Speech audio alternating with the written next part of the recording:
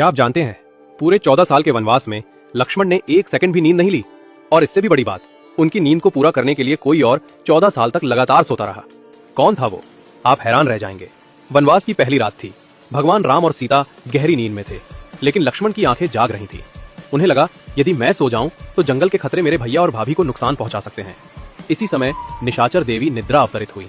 उन्होंने कहा, लक्ष्मण, 14 वर्षों तक जागना किसी मानव के बस की बात नहीं। तुम्हें यह वरदान तभी मिलेगा जब कोई तुम्हारी नींद अपने ऊपर ले ले। लक्ष्मण ने पूछा, कौन करेगा यह बलिदान?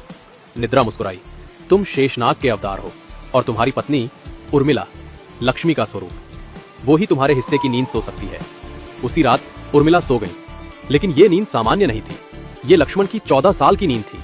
वे सोती रहीं और लक्ष्मण रात दर रात राम और सीता की रक्षा करते रहे। वनवास खत्म होने के बाद जब लक्ष्मण अयोध्या लौटे और उर्मिला को देखा, उनकी आंखें भर आई।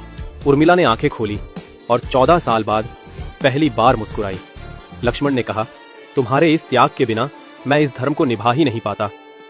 लोग राम सीता के प्रेम को याद रखते हैं, लेकिन बहुत कम लोग जानते हैं कि अयोध्या की सबसे महान प्रेम कहानी लक्ष्मण और उर्मिला की है, जहां एक ने 14 साल तक नींद त्याग दी और दूसरी ने 14 साल सिर्फ अपने पति के धर्म का साथ देने के लिए सोती रहीं।